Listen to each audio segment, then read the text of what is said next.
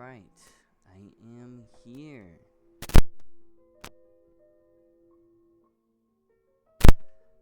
Oops, sorry. Hit the mic. Hello, hello. Back at it again. Okay. We are back reading the Tao Te Ching by Lao Tzu. Don't quite know if I'm still saying that wrong. Probably not. I am extremely busy. So, it is now the 28th. I only have like 2 days to read this book, or else I will be shamed. Shame. Ugh, I'm so far behind on everything. It's okay. It's the thought that counts. You get credit for trying. You get credit for trying, innit?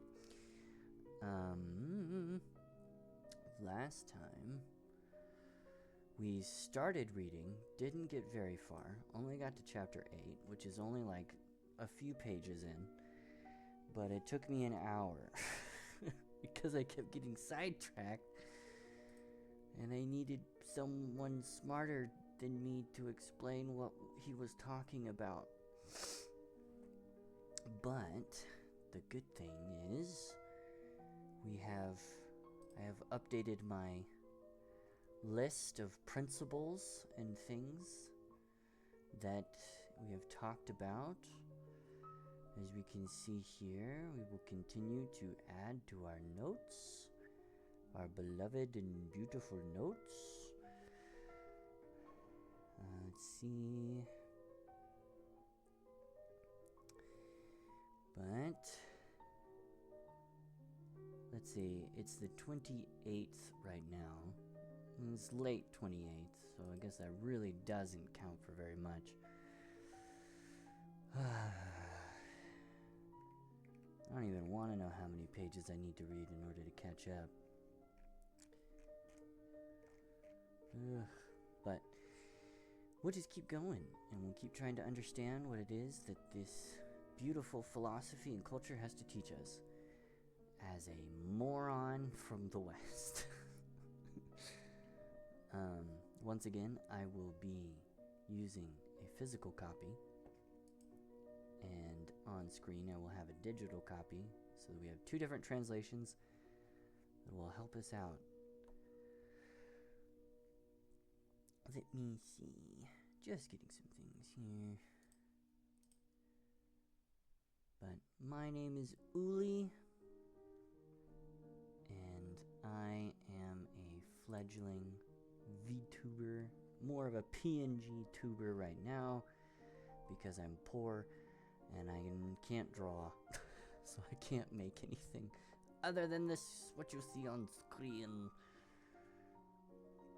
Oh well.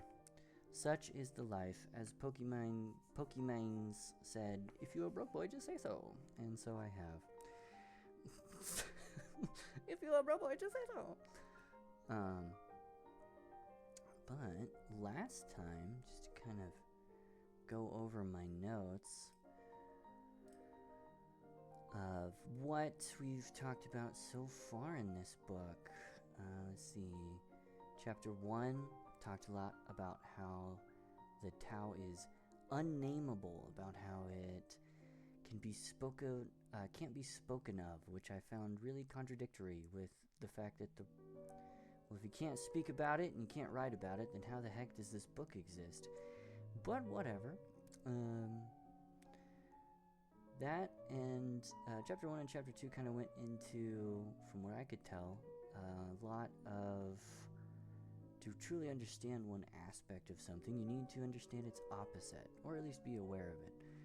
That both things are pretty much the same side of the same coin, and that they hold each other up, and true wisdom lies beyond the duality of things. And I think it's kind of like a perspective teaching tool that maybe, things aren't so different from each other. It just depends on how you look at it. There's always a different perspective, and background and where you come from all has a dependency on your existence, from what I understood. Chapter 3 went into, at least from what I gathered, pretty much minimizing your desire and distractions, the importance of this concept of non-action, simply just letting things happen and not getting so in your own ass. It's the best way I can describe it. You know, you go with the flow, my dudes. You just and you hit and you know. Best way that I can understand it. Oh yes, and then keeping their truthfulness was a quote from chapter 3 that I really liked. Truthfulness. Those who are truthful are those who know how to act, as my little note says. Chapter 4 kind of I think, again, contradicting chapter 1 in that, you can never describe what the Tao is, or the Tao or the Tao. I still haven't understood why the spelling is different. It might be a Chinese thing, Mandarin, I don't know. But I'm a little confused, but it's okay. But it's just like, you can't describe what it is, but we're going to spend a few chapters trying to describe what it is.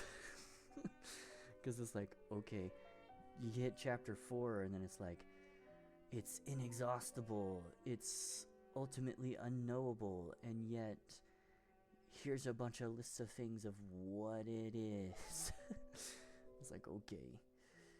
It's like, it's the source of all things, origin of all things. I'm like, okay, cool.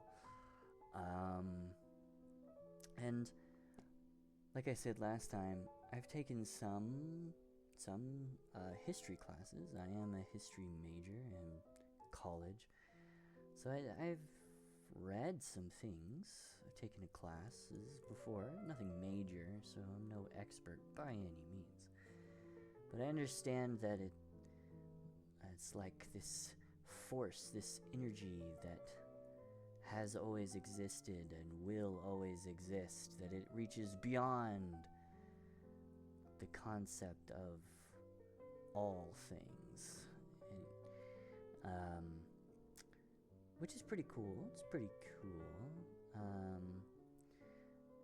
Also, this idea that even God himself, gods themselves, are bound by these principles, this Tao, this principle of, and they are obedient to it, and I agree with that, mainly because I think pretty much every religion kind of says that in a way. Chapter 5 kind of goes more into, from my personal notes that I made outside of stream, just more about how you don't really, what I got from that was you don't really judge people. You look at them impartially. You don't, put people above others, and you don't talk too much, which I thought was pretty interesting, pretty nice. I always like a quiet time with people. You don't need to be talking and yapping the entire time, I think. Chapter 6 was pretty cool, went further into this idea of this valley spirit, which is a metaphor for the Tao, I think. Eternal force that was always there, will always be there. Endless and unending. More about that, again. I liked chapter 7, talking about selflessness, lack of self-interest, turning outward towards others, pretty much killing your ego if it were. I found I actually went back and reread chapter 7 a couple times. I think chapter 7 is definitely a favorite, mainly because it's just like, lose your self-interest, don't be self-centered. And I think is something that the world right now could use. So chapter 7 is a big takeaway for me so far. Definitely marked that one as a favorite. Chapter 8, where we left off, I was really tired last time, so I didn't really pay attention to it. So I went back, reread it. It's very short. All these are pretty short, which is why I've gone back, reread them. Probably will go back and reread them again because I can, and because they're super short and they're very, very easily accessible. But basically it was like kind of like the chapter before it, kind of adds on to this selfless and humble nature, using water as a metaphor of like it being humble. And I thought it was pretty cool. Just like living in harmony with nature. And I actually don't remember if I read this on stream or off stream. Again, it was like 3 a.m. when I ended last time. But it was really good. It had to deal with like nonviolence and effectiveness, and pretty much using water as a model and the qualities of water for living and governing yourself, and how it's adaptable and flexible. I don't think I read this on stream. We might start with chapter 8, actually. Sorry, I was looking at my notes. So, I mean, it's no problem. We can start with chapter 8. Again, look, it's on screen. It is super short, and it'll be good to read again. But the way I'm going to do this is I'm just going to keep going, keep reading, and then pulling up after every chapter this wonderful, wonderful teacher that I have found, Sanjoy. This video, basically, he's a lot smarter than me, and he goes through the entire book and explains things. And I trust him because, like I said, I have been in school for a little bit. I am a senior. That's why I have no time, is because I'm working on my dissertation right now. But the classes that I have taken about Chinese history and Indian history, which dealt a lot with Hinduism, which is I feel influenced a lot of this, Taoism, but from what my professors said about the Tao Te Ching, about Taoism, and what they taught me matches up extremely well with what this fine person says.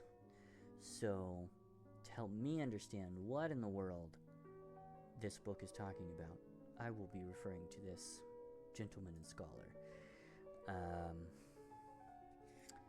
But let's continue. I'm actually going to grab a drink. Totally forgot. Ugh, unprepared streamer. This is the worst timeline. Cancel me now. Gonna grab my drink. And I'll be back in just a minute. Enjoy the music, you tards.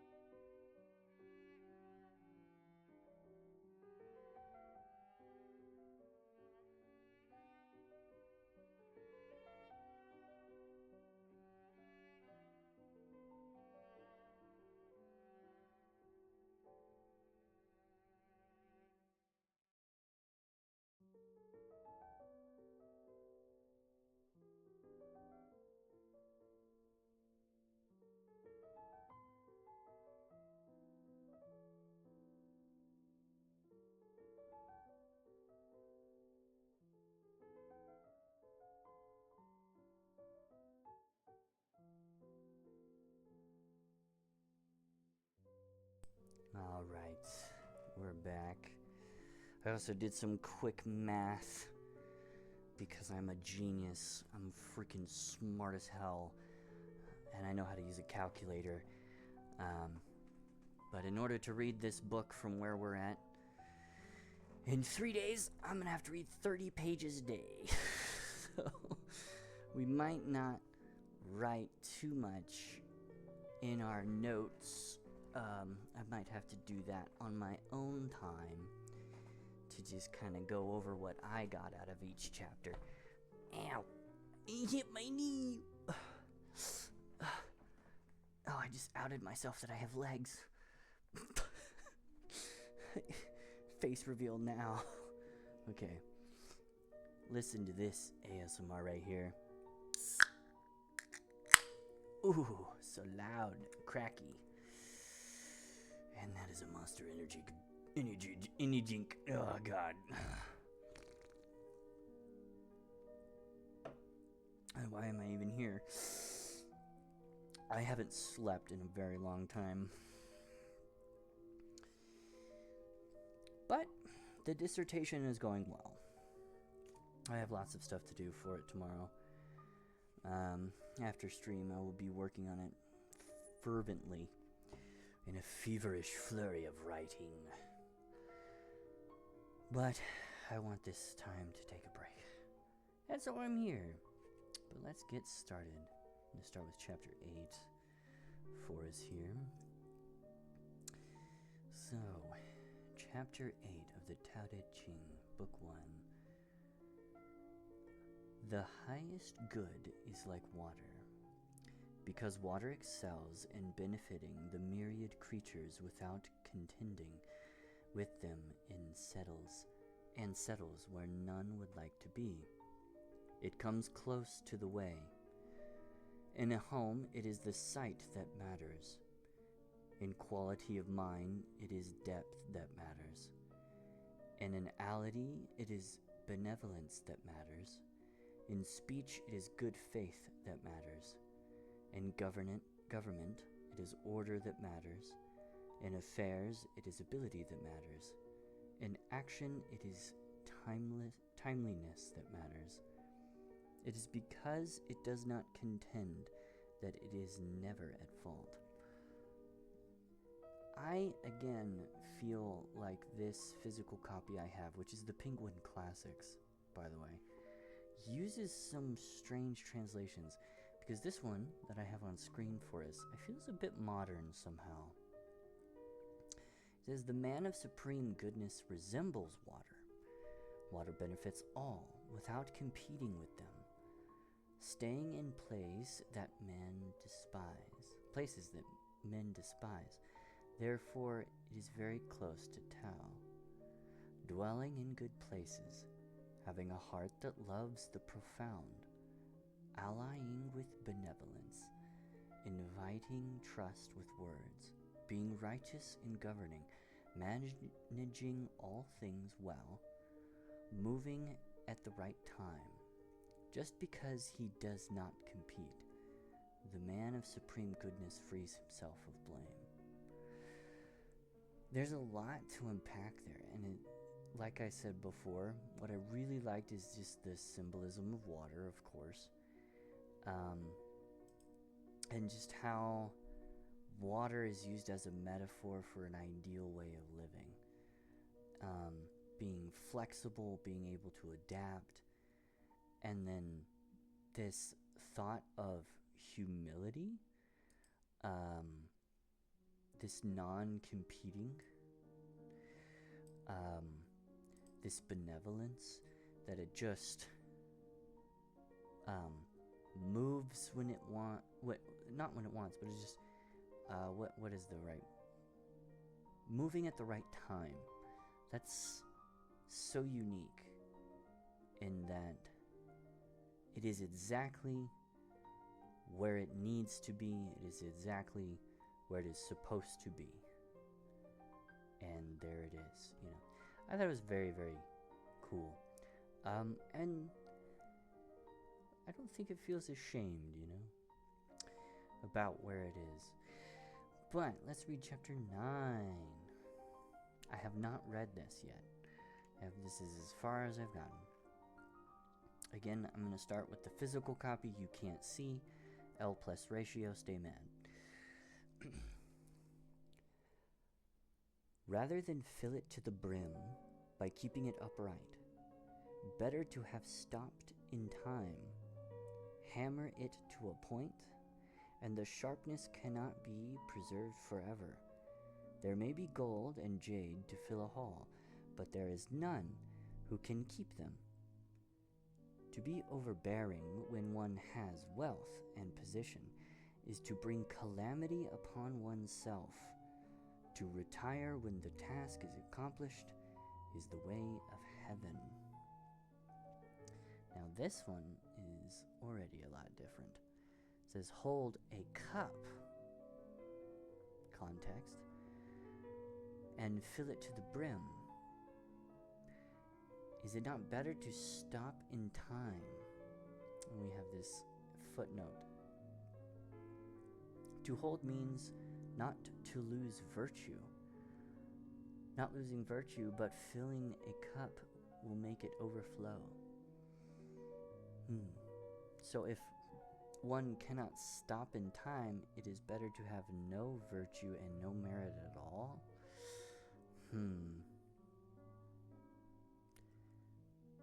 Interesting.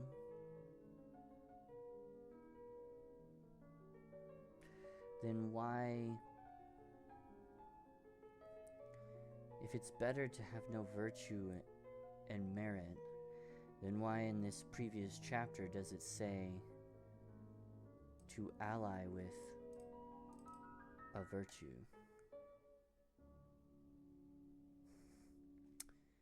Seems contradictory, but okay. Hammer and sharpen an edge, it cannot last long. Hammering an edge to a sharp end and sharpening it to its keenest is likely to ruin it. Therefore, it cannot last long. Okay. Let's see what our dear teacher has to say about it. It is easier to carry an empty cup than one that is filled to the brim. The sharper the knife, the easier it is to dull. The more wealth you possess, the harder it is to protect. Pride brings its own trouble. When you have accomplished your goal, simply walk away. This is the pathway to heaven. Okay, now hold on. His translation was a lot easier to understand. You need to carry an empty cup than one that is filled to the brim. See, that makes so much more sense. Because this made it seem like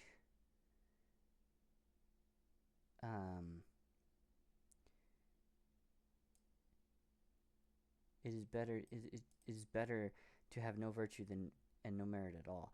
That seems backwards. This I feel is talking about keeping an open mind, always being willing to learn, always being teachable, being humble. You know, I feel like that's two different thoughts. Maybe I'm dumb, but that was never an argument. That was always just a fact. So let's see what else he has to say. If you have accomplished your goal, simply walk away. This is the pathway to heaven. In this chapter, we are talking a lot about the dangers of excess and the wisdom of knowing when enough is enough. There is a concept out there called the law of diminishing returns. This law, which is often used in mathematics, business, science, or economics, to name a few, states that in many matters, there is a point where the gains or profits realized from more investment of money, time, or effort become diminished relative to the money, time, or effort that will be required to realize these returns. But my gains, my muscles, my gym. An owner of a toothpaste factory may assume that he or she could double production by doubling the amount of workers in the factory. However, they may discover that there is just not enough work in the factory to efficiently employ that many workers, leading to diminished returns. I saw another example of diminishing returns when I was working as an audiovisual technician. For those of you who don't know, these are the guys who run the lights, projectors, slides, and microphones whenever you go to a large event. Oh, yeah. Working in audiovisual, or AV, we often joked about the fact that most of our effort That's- went towards improvements that That's a rough job, I think. Again, I'm not that smart. So for a couple years in high school, I was in theater production. God, this was years ago now. I haven't done anything else for theater, so that's why I have to rely back all the way to high school. But I was on tech team, and I had some of the guys be like, "Hey, do you want to come up and take a look at sound design and stuff like that?" And I'm like, "Yeah, sure, I'll come up here and do it. Yeah, no problem, bruh." And I went up there and I was like, "I don't know what the fuck I'm looking at." Like, I don't know what any of this is. You should not let me up here. only we would notice. It can be tempting to get very granular in a job like AV, in an attempt to get the audio just perfect, or the lighting placement perfect, or any number of other things. And there are some productions where this sort of thing really does matter. But especially in live events, the truth is that almost nobody will notice anything about the audiovisual elements unless True. something goes horribly wrong, such as the lights not turning on in time, or the microphones ringing. Well, that's what you want. There comes a point in AV when added effort just stops contributing significantly to the experience of the customer. You see diminishing returns in many areas of life. Tao Te gives us a couple examples. It's harder to drink out of a cup that is full to the brim. A sharp knife is useful for many tasks, but an overly sharp knife loses its durability. Amassing more and more wealth leads to more headaches. I see his point. Our brain is wired to think that more of a good thing is always better. Mm-hmm. This is not the case. There comes a point when enough is just enough. Moderation in all things. Yeah, I get When I it. first started making videos, I was a total perfectionist. And because of the time it would take me to actually get a video out, not to mention the stress, I would just stop uploading for months at a time because it just felt so overwhelming. Since then, I've tried to adopt a done is better than perfect approach.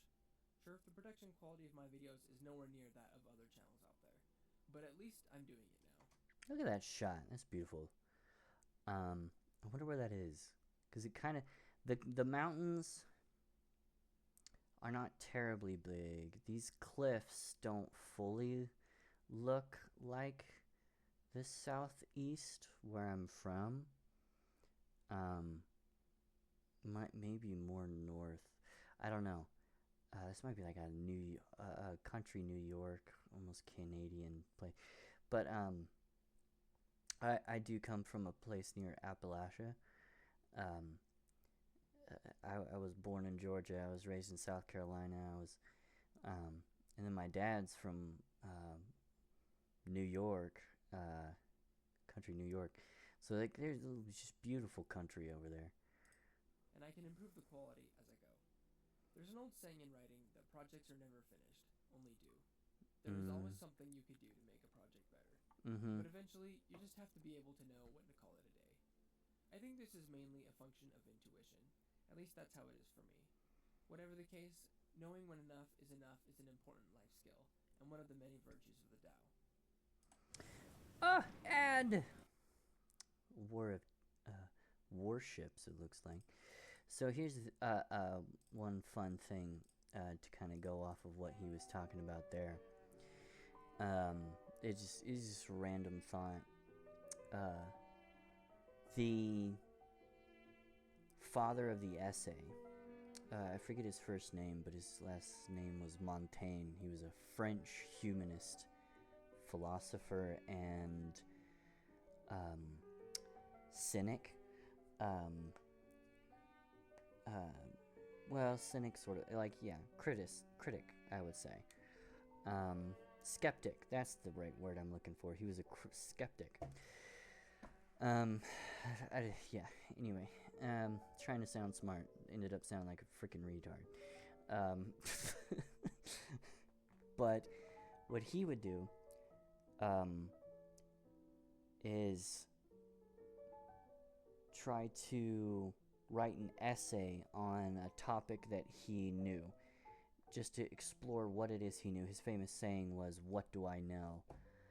And his writings are famous for not having a conclusion. He never concludes his essays, because what he would do is he would put the essay to the side, and then years later he would come back to that topic, rewrite it, and expound on it, change it, just to see how his thinking had changed.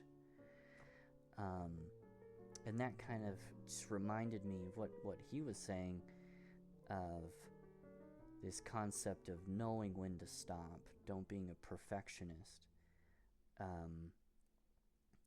and always being like teachable and humble to learn more and to do your best, but knowing when enough is enough, because you might think different later, who knows. But anyway, let's keep reading. This is why it took me freaking forever to read anything last time, because I get so sidetracked. I've read one damn page. Ooh, chapter 10's a bit of a long one. Ooh, look at that. Okay. Let's just read. We won't worry about exposition, no matter how much I want to.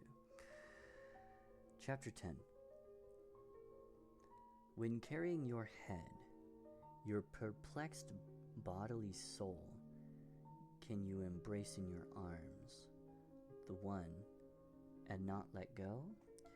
That doesn't make any sense. And it looks like this second translation that I have on screen also is a little confusing. Keeping one's ying po? It has an asterisk next to it. Is there... ying po. The same as that represents two kinds of human souls. Interesting. Oh, in chapter 4. Well, we skipped that. Bad student. Breathing intensely to induce softness. Can man be like an infant? The mystic version being pure and clean. Can it be without flaw?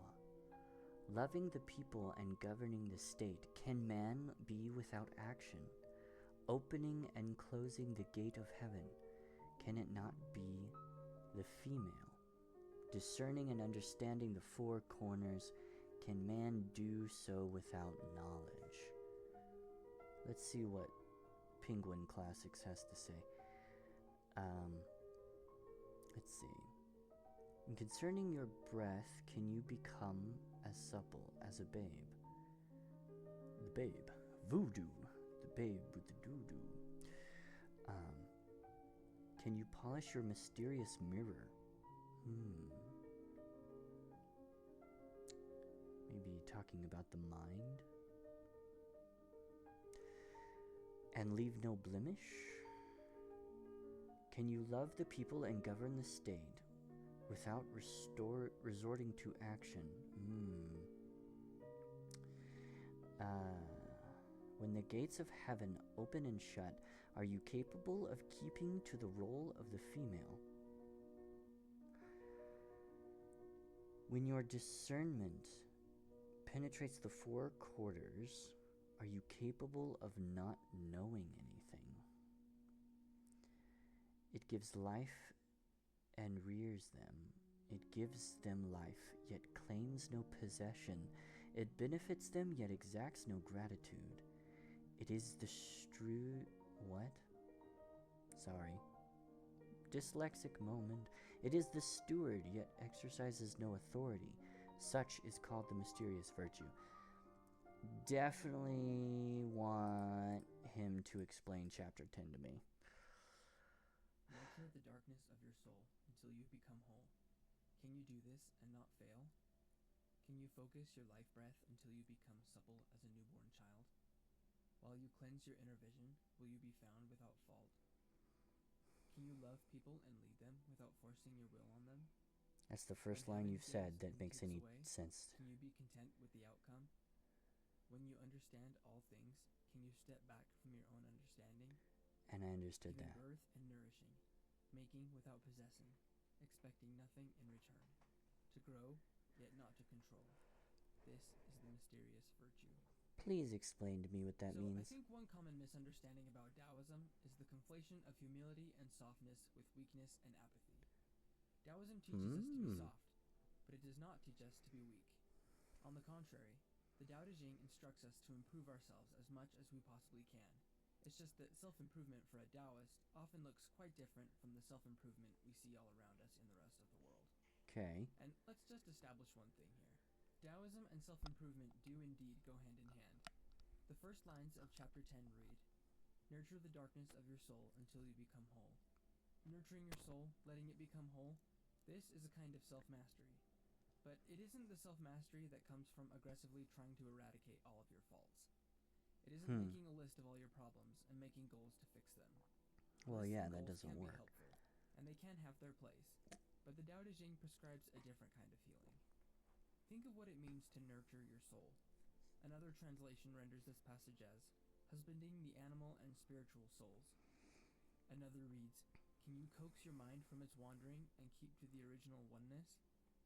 Now, obviously, each of these translations differ quite a bit. Well, yeah. When I read the Tao Te Ching, I like to read several translations side by side to try to pick out the main theme that's Hey, shared by we're all of them. doing that. Kind of like using multiple lenses in an optical instrument to bring a picture into greater clarity. Technically, we're doing If 3. you put each of these translations alongside each other, you can see that this nurturing of the soul is not a forced agenda or an itemized to-do list, but rather a gentle guiding of the mind and spirit into harmony one with another. Do you remember what it was like when you first started learning to meditate? Or if you're still learning, as we certainly all are, can you think of the first few times you ever tried it? Many people experience their first few attempts at meditation as frustrating and difficult. I made the joke of saying no, but yes, I have. My mind wanders all the time. It's like I have a voice in my head that won't shut the frick up. And I keep trying to tell it, like, hey, no, I need to focus. And then I'll wander a bit. And I'll be like, hey, no, I need to focus. And then I'll wander a bit. And then it's very frustrating. I think I'm just a moron. But anyway, let's keep going. When I hear people talk about quote-unquote failed attempts at meditation, I most often hear them saying things like, "I just can't get my mind to slow down." This betrays a common and totally natural misunderstanding about meditation, which is the idea that meditation is about forcing your mind to calm down and stop thinking. Well, of course, this just doesn't work. One of the most certain methods of getting yourself to think about something is telling yourself not to think about it. So in meditation, we don't try to do this. We allow the mind to do whatever it wants to do. We just choose not to engage with it as it does so. We simply watch the thoughts come and go without dwelling on them, like we are sitting on the side of the road watching cars drive by. Now, to bring it all back, this I was lied to by TikTok. definitely takes repetition and practice, but it isn't the sort of thing that you can force. Because TikTok never lies. People that teach meditation will often say to gently guide your mind back each time you feel it being carried away by a particular thought. Learning to meditate involves a lot of this gentle guiding back of the mind. Each time you do this, it strengthens your ability to remain a passive observer of your thoughts. Why does it gotta be gentle? Why can't I just suplex that motherfucking mind to the ground and make it my little bitch? Be like, yeah, and then I just take it and I'm from the top rope, and I just make my wandering mind my little bitch. This is practice. You are practicing meditation. Learning to master your brain's impulses to get caught up in thought is a kind of self-mastery.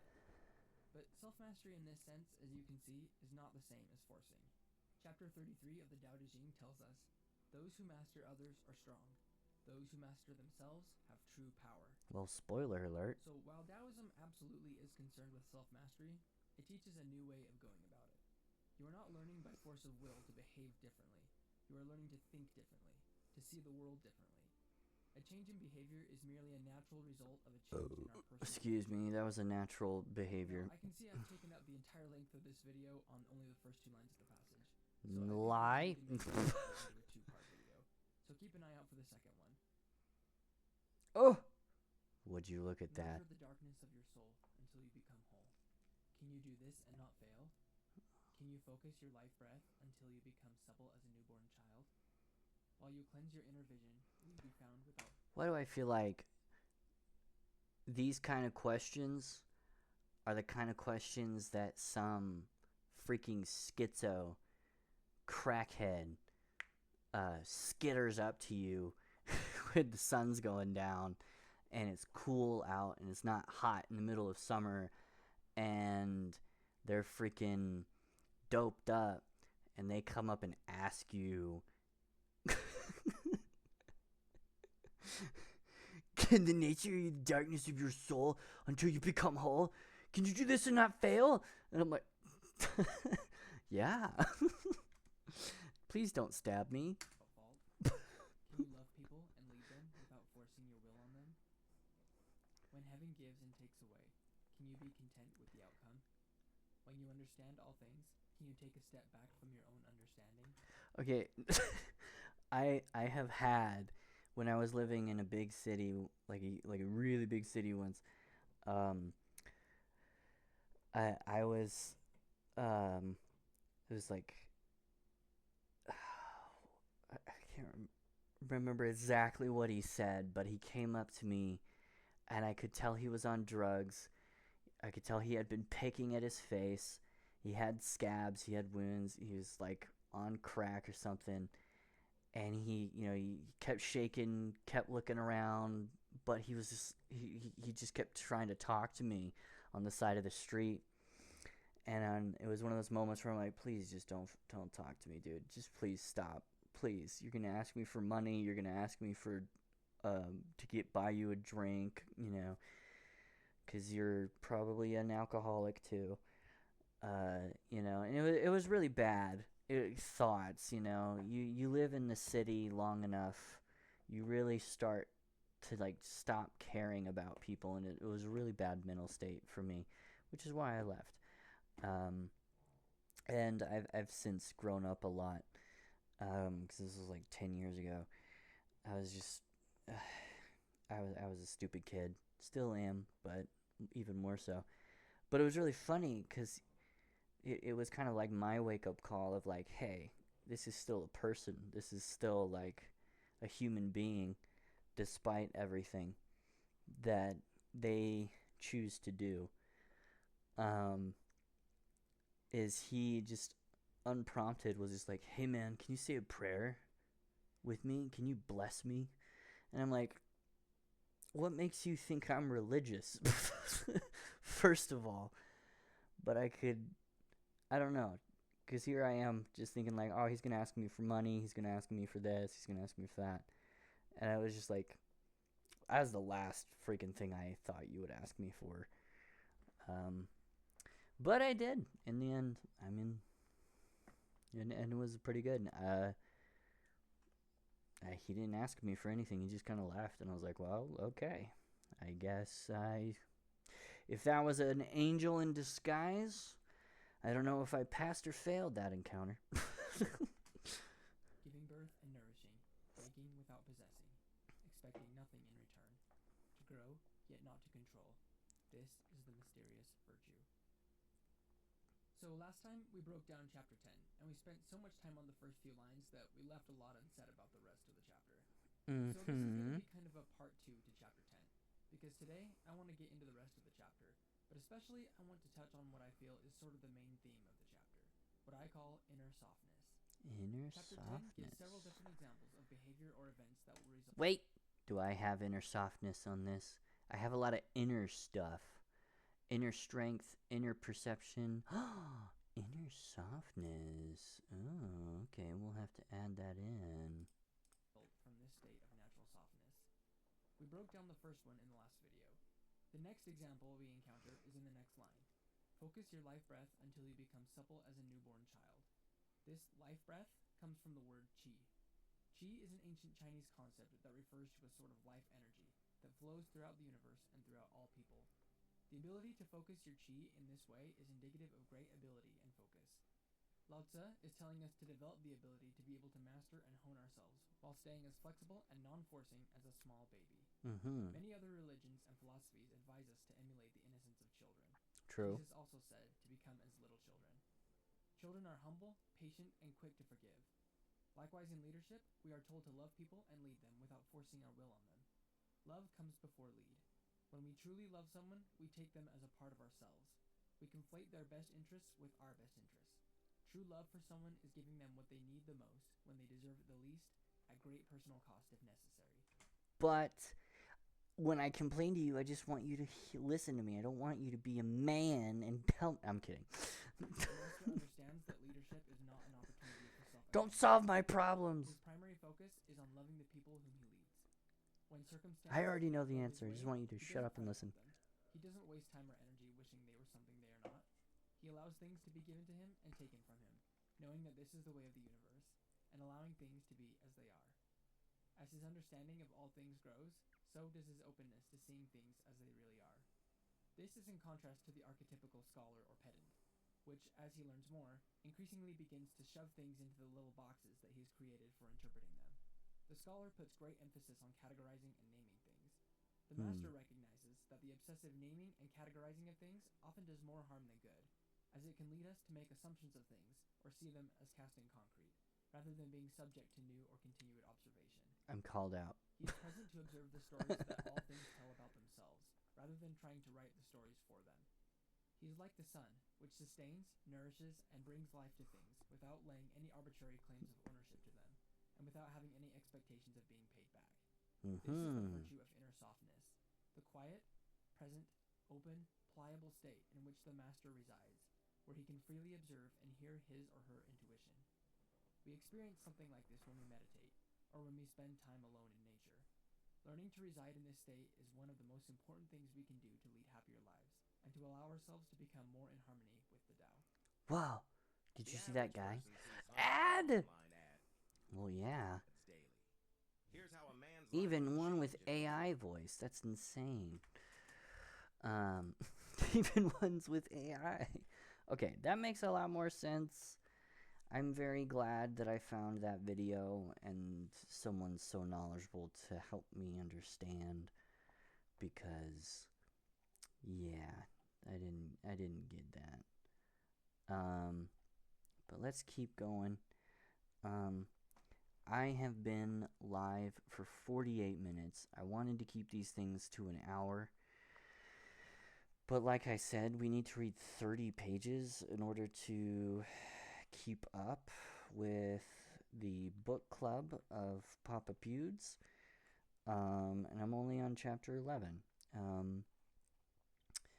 So what I think I'm going to do is I might have to read off stream. I don't know. I just don't want to make the videos too long or stream for too long. I don't know.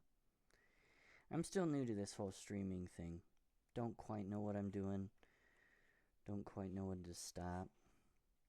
Because I would like to sleep at some point. I think it'd be alright to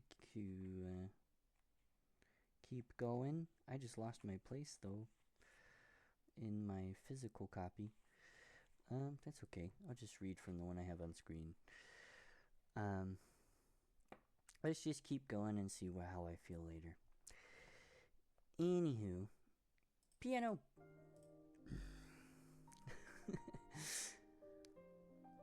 Chapter 11. 30 spokes converge in a nave. Brings to mind a bicycle wheel. Just because of its nothingness or void, its usefulness of the cart exists. Molded clay forms a vessel. Just because it is nothingness or hollowness, the usefulness of the utensil exists. Doors and windows are cut into houses. Just because they're nothingness or emptiness, the usefulness of the house exists. Therefore, profit from that which exists and utilize that which is absent. Ooh. Okay, let's read second translation. 30 spokes share one hub.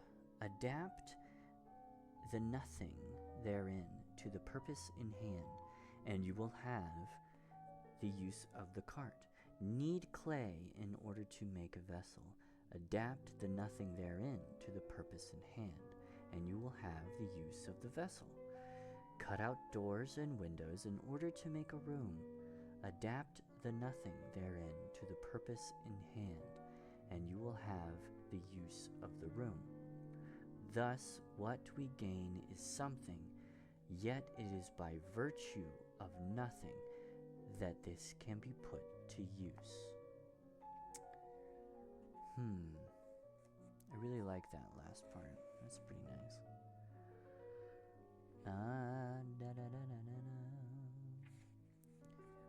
Gosh, I'm trying to figure out, because I really don't want this to last for, like, I feel bad.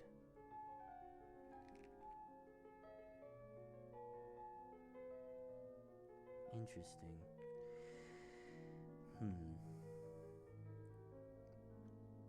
Because before it was talking about how you needed to,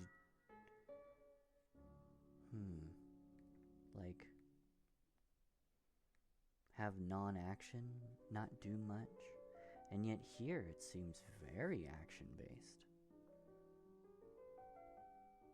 Making use of things. Adapting.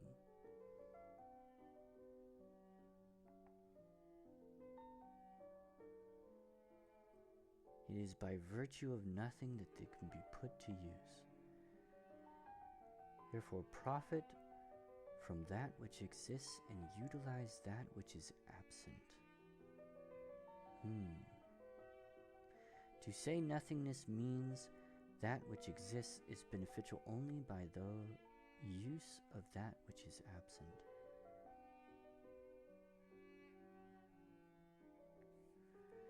It's more of an empty space than nothingness. Yeah, hollowness, void, emptiness.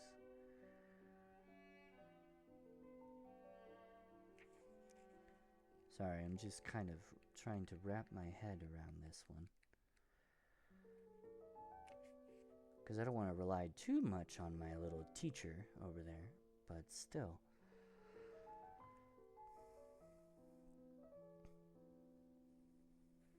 Let me see. I'm just kind of looking back to see if there's anything that might teach me about what this is exactly saying.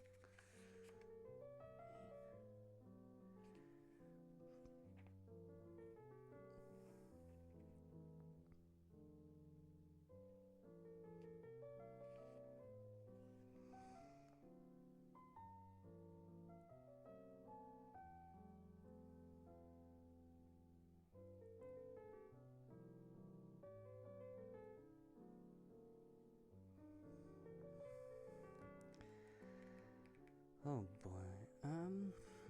Yeah, I think let's just go and see what he has to say about it. These spokes are joined together in a wheel, but it is the center hole that allows the wheel to function. I will say, the one thing I got from that, the closer spokes are together, the stronger they are. We mold clay into a pot, but it is the emptiness inside that makes the vessel useful. I have no idea if that will mean anything. We fashion wood for a house, but it is the emptiness inside that makes it livable.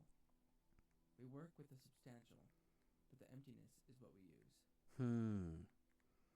See, that's very different. All throughout the Tao Te Ching, we are instructed to learn to embrace emptiness, or to become empty. Today, I want to talk a little more in detail about why it is important to empty ourselves, and what that means. Okay. This idea of emptiness is certainly open to interpretation. But for me, I'm gonna I've speed always him up seen this emptiness as an a little ability bit. to let go of desires, and to allow our minds to be free of distractions, ambitions, assumptions, and arbitrary ideas about the way things ought to be.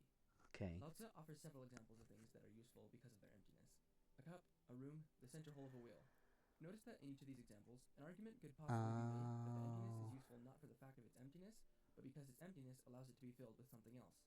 A cup That makes so much more sense. Okay. is only useful because it is empty, because then you are able to fill it with something you want to hold. Likewise, emptiness of the heart and mind is not an end in and of itself, but a means to an end. What is this end? For us to be able to hear our own intuition. Intuition is the lifeblood of Wu Wei. Our intuition is what allows us to take the best path to reach our goals. When When we are filled with desires, desperation, and assumptions as to what things are or how they ought to be done, our perception and judgment become clouded. Only when we have put these things aside are we able to hear the soft voice of that guide. A person who is set upon a goal may exert great effort for months in order to accomplish what a person who is empty enough to listen to intuition can accomplish in a few days. Our intuition is able to show to us shortcuts and workarounds that we wouldn't otherwise see. It teaches us things about ourselves that we wouldn't otherwise know, and that allow us to complete our tasks in ways that work for us. If we can allow ourselves to let go of assumptions about the way things should be done, we will be open for our intuition and subconscious to help us out. In thinking about how best to describe this concept, I was reminded of a story I read in the excellent book, The Inner Game of Tennis by W. Timothy Galway. Of In the book, course. Galway tells I about mean, a who coaching session he was having with a new hasn't player. read that? Galway was an experienced tennis coach who would always start with the traditional method of watching the client play, and then offering critiques on individual things the player needed to improve about his or her swing, grip, footwork, or any number of other things. However, Galway began to notice that as he would give players these instructions, they would get so bogged down about trying hard to think about the things he was telling them that improvement was slow and painstaking. Well, yeah. So in this lesson, he decided to try something different.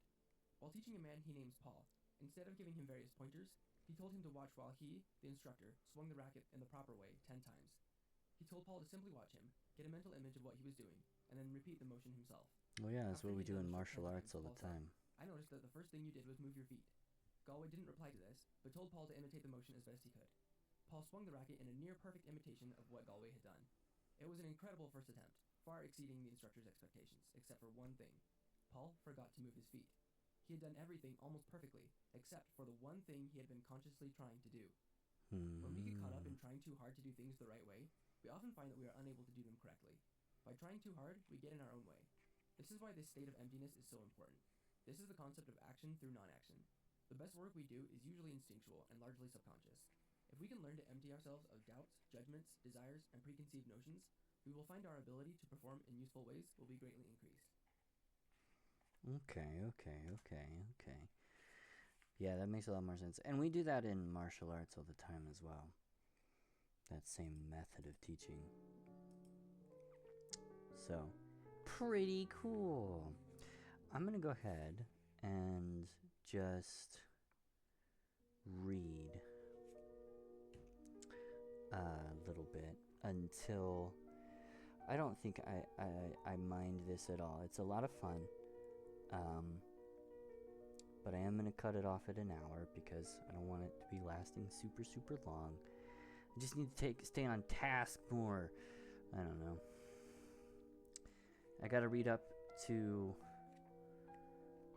30 pages a day, so I might not, well, we won't say we won't be able to finish, but let's see, what day is it? It's the 28th. Oh, there's 31 days. Oh my gosh, there's 31 days in January. I'm so stupid.